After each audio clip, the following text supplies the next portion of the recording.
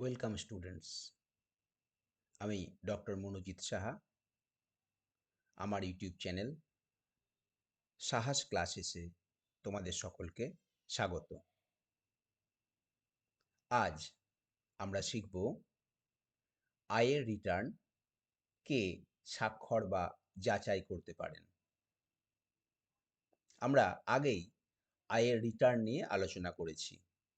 একটা নির্দিষ্ট ফর্ম, যেই ফর্মে একজন নির্ধারীর আয় সম্পর্কিত এবং তার নাম, ঠিকানা, প্যান ইত্যাদি সম্পর্কিত বিভিন্ন তথ্য লিখে আয়কর দপ্তরে জমা করতে হয়। বর্তমানে এই কাজটি ডিজিটালি করা হয়, অর্থাৎ অনলাইনে করা হয়। সাবমিট করার আগে, এই রিটার্নকে সাবমিট করার আগে বা দাখিল করার আগে সেখানে স্বাক্ষর করা ভীষণভাবে প্রয়োজন। অনলাইনে রিটার্ন সাবমিট করলে সেটিকে যাচাই করতে হয়। আমাদের আজকের আলোচনা হবে আয়ের রিটার্নগুলি কে স্বাক্ষর বা যাচাই করতে পারে। প্রত্যেক নির্ধারী অনুসারে আমরা বোঝার চেষ্টা করব যে সেই নির্ধারী রিটার্নে কে স্বাক্ষর করবেন বা ডিজিটালি কে এই রিটার্নকে ভেরিফাই করবেন বা যাচাই করবেন। একদম প্রথমেই আমরা দেখতে পাচ্ছি একজন ব্যক্তি বিশেষের ক্ষেত্রে। এই ক্ষেত্রে বলা হচ্ছে যে সেই ব্যক্তি নিজেই রিটার্নে স্বাক্ষর করবেন যদি তিনি কোনো কারণে দেশে উপস্থিত না থাকেন। তখন তার অনুমোদিত কোনো ব্যক্তি রিটার্নে স্বাক্ষর করবেন। অর্থাৎ আমার রিটার্নে আমি নিজেই স্বাক্ষর করব। আমি যে রিটার্নের মাধ্যমে আমার আয় সম্পর্কিত বা অন্যান্য তথ্যগুলি আয়কর দপ্তরকে জানাচ্ছি, সেই রিটার্নের নিচে আমি স্বাক্ষর করব। অথবা ডিজিটালি রিটার্ন সাবমিট করা হলে আমি এই রিটার্নকে ভেরিফাই করব। কিন্তু যদি কোনো কারণে আমি দেশে উপস্থিত না থাকি, সেই ক্ষেত্রে অনুমোদিত অন্য কোনো ব্যক্তি, অর্থাৎ আমি যাকে অনুমোদন দিয়েছি রিটার্নে স্বাক্ষর করার জন্য, তিনি রিটার্ন স্বাক্ষর করবেন। বর্তমানে যেহেতু ডিজিটালি রিটার্নকে ভেরিফাই করা সম্ভব, তাই রিটার্ন ভেরিফাই করার জন্য কিন্তু আমি যদি দেশে উপস্থিত নাও থাকি, তবুও বিদেশ থেকেও আমি রিটার্নকে ভেরিফাই করতে পারবো।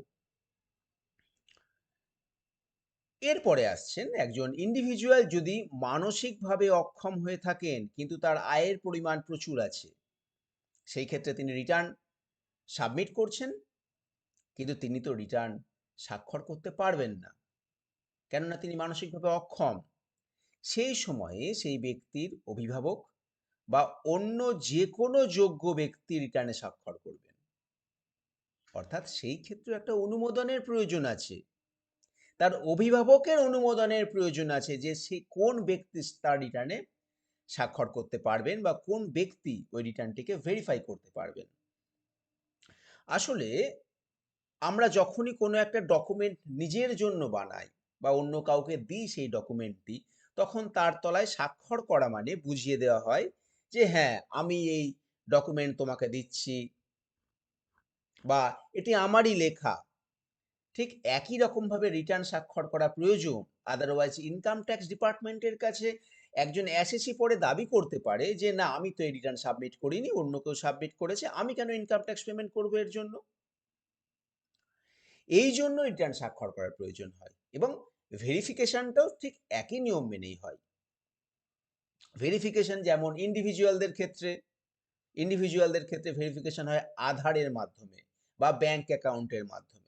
আমি আধার সংক্রান্ত তথ্য দেওয়ার পরে আমার মোবাইল নম্বরে একটি ওটিপি আসে, একটি ওয়ান টাইম পিন আসে।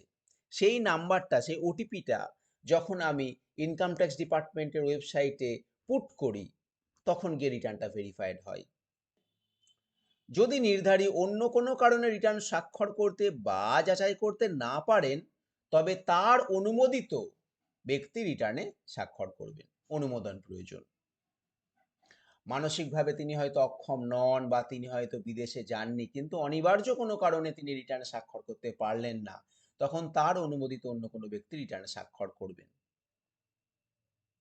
যদিও যাচাইকরণের ক্ষেত্রে, অনলাইনে যাচাইকরণের ক্ষেত্রে অন্য অনেক প্রসেসেই করা সম্ভব হয়, সেই ক্ষেত্রেও নিশ্চিতভাবে তার অনুমোদনের প্রয়োজন হয়। নির্ধারিত অনুমোদন ছাড়া অন্য কোনো ব্যক্তি অনলাইনে ভেরিফাই করতে পারবেন না।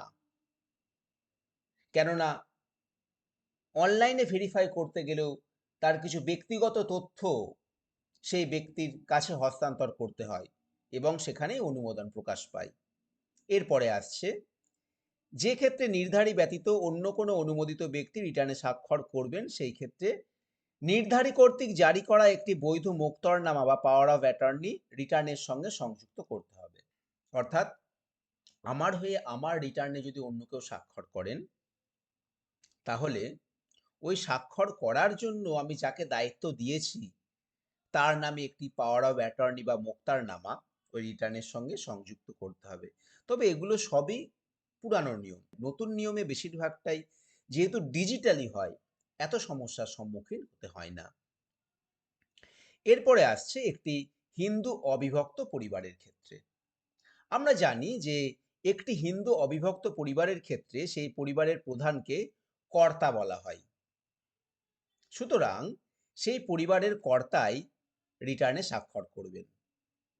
যদি কর্তা দেশে অনুপস্থিত থাকেন, অথবা তিনি যদি মানসিকভাবে অক্ষম হন, অথবা অন্য যে কোনো অনিবার্য কারণে তিনি যদি রিটার্নে স্বাক্ষর করতে না পারেন, তবে ওই পরিবারের অন্য যে কোনো প্রাপ্তবয়স্ক সদস্য রিটার্নে স্বাক্ষর করবেন। এখানে মনে রাখতে হবে, কোনো মাইনর কিন্তু রিটার্নে স্বাক্ষর করতে পারবে না, তাকে অ্যাডাল্ট হতে হবে। এরপরে আমরা আসবো একটি কোম্পানির ক্ষেত্রে কি নিয়ম আছে। একটি কোম্পানির ক্ষেত্রে সেই কোম্পানির ম্যানেজিং ডিরেক্টর রিটার্নে স্বাক্ষর করবেন। যদি কোনো কারণে ম্যানেজিং ডিরেক্টর স্বাক্ষর করতে না পারেন, বা সেই কোম্পানিতে কোনো ম্যানেজিং ডিরেক্টর না থাকেন, তবে যে কোনো ডিরেক্টর এই কাজ করতে পারেন। আমরা জানি ম্যানেজিং ডিরেক্টর কিন্তু ডিরেক্টরদের মধ্যে গুরুত্বপূর্ণ, সব থেকে গুরুত্বপূর্ণ যে সমস্ত দায়িত্বগুলি যিনি পালন করে থাকেন, তাদেরকে ম্যানেজিং ডিরেক্টর বলা হয়ে থাকে। একটি কোম্পানিতে এক বা একাধিক ম্যানেজিং ডিরেক্টর থাকতে পারে, আবার কোনো কোনো কোম্পানিতে নাও থাকতে পারেন বিশেষ কোনো কারণে। তো সে ম্যানেজিং ডিরেক্টর রিটার্ন স্বাক্ষর করবেন বা রিটার্নকে ভেরিফাই করবেন। যদি কোনো কারণে তিনি না করতে পারেন, তবে অন্য যে কোনো ডিরেক্টর রিটার্নে স্বাক্ষর করবেন। একটি অনাবাসিক কোম্পানির ক্ষেত্রে অনাবাসিক কোম্পানি মানে আমরা জানি যেটা ফরেন কোম্পানি। একটি অনাবাসিক কোম্পানির ক্ষেত্রে যে ব্যক্তির কাছে স্বাক্ষর করার জন্য মোক্তরনামা বা পাওয়ার অফ অ্যাটর্নি থাকে, তিনি স্বাক্ষর করতে পারেন। সুতরাং একটি অনাবাসিক কোম্পানির ক্ষেত্রে একজন ব্যক্তিকে পাওয়ার অফ অ্যাটর্নি দিতে হয়, যিনি রিটার্নে স্বাক্ষর করবেন এবং সেই ব্যক্তি রিটার্ন স্বাক্ষর করতে পারেন। একটি লিকুইডেটেড কোম্পানির ক্ষেত্রে লিকুইডেটর রিটার্ন স্বাক্ষর করবেন। তোমরা লিকুইডেশন ফাইন্যান্সিয়াল অ্যাকাউন্টিংয়ে পড়েছো। একটা কোম্পানি যখন অনেক বেশি টাকা ধার করে ফেলে, তখন সেই ধারের টাকা মেটানোর জন্য তার সম্পত্তি বিক্রি করতে হয়, এবং এই পিরিয়ডের মধ্যে যে রিটার্ন সাবমিশন হচ্ছে, তখন ওই নিযুক্ত লিকুইডেটর এই রিটার্নে স্বাক্ষর করবেন। একটি সরকারি কোম্পানির ক্ষেত্রে মানে যে সমস্ত কোম্পানিতে কমপক্ষে 51% শেয়ার সরকার হোল্ড করে থাকেন, একটি সরকারি কোম্পানির ক্ষেত্রে রিটার্নে স্বাক্ষর করবেন সেই কোম্পানির প্রধান আধিকারিক বা প্রিন্সিপাল অফিসার।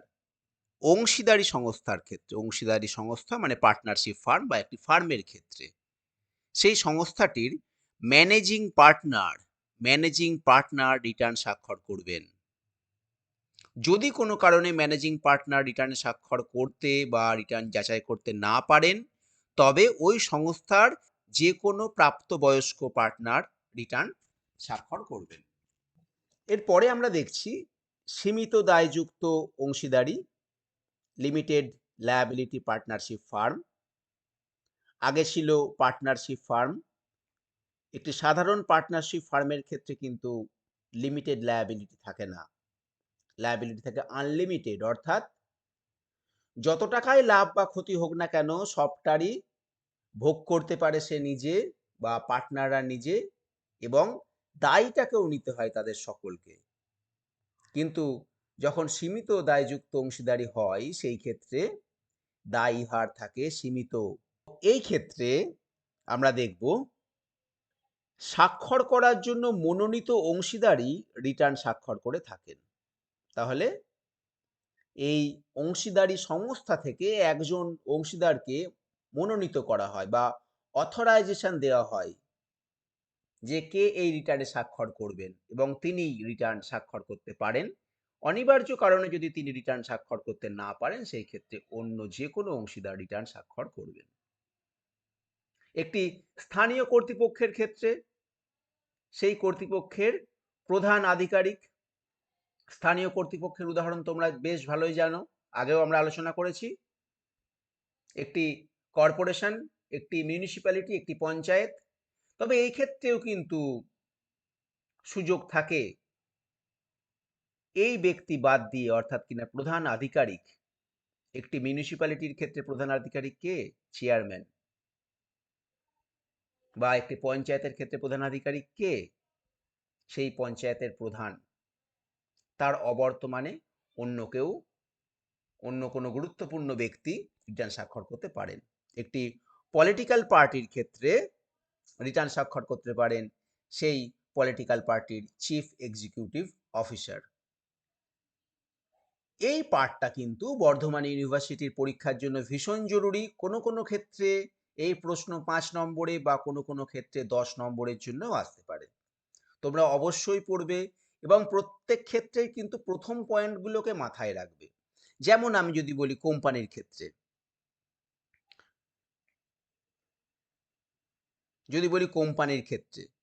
কোম্পানির ক্ষেত্রে ম্যানেজিং ডিরেক্টর স্বাক্ষর করবেন। যদি ম্যানেজিং ডিরেক্টর স্বাক্ষর করতে না পারেন তবে অন্য যে কোনো ডিরেক্টর করবেন।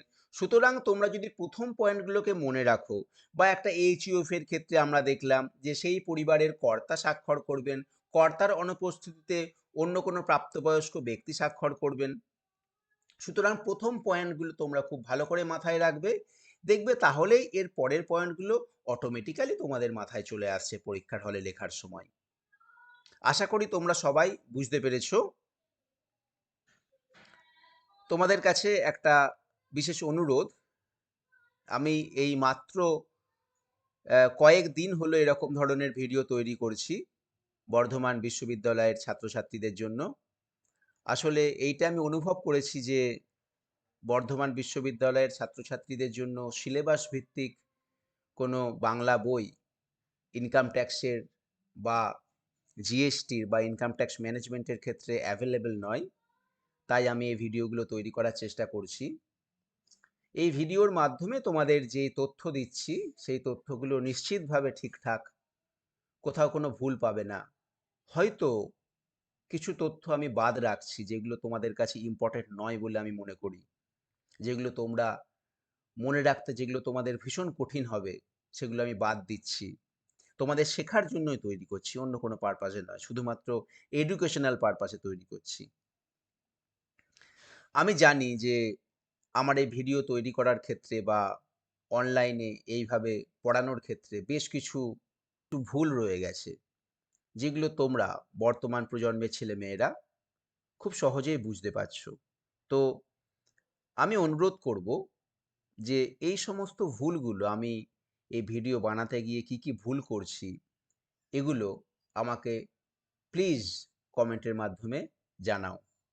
এবং নিশ্চয়ই যদি তোমাদের কোনো প্রশ্ন থাকে, আমি যেটা পড়াচ্ছি, যে কোনো ভিডিওতে যেটা পড়াচ্ছি সেগুলো সম্পর্কিত যদি কোনো প্রশ্ন থাকে অবশ্যই তোমরা কমেন্টে জানাবে। তাছাড়াও এই ভিডিওতে আমি আমার মোবাইল নম্বর দিয়েছি, সেটাই আমার হোয়াটসঅ্যাপ নম্বর, তোমরা হোয়াটসঅ্যাপ নম্বরেও প্রশ্ন করতে পারো।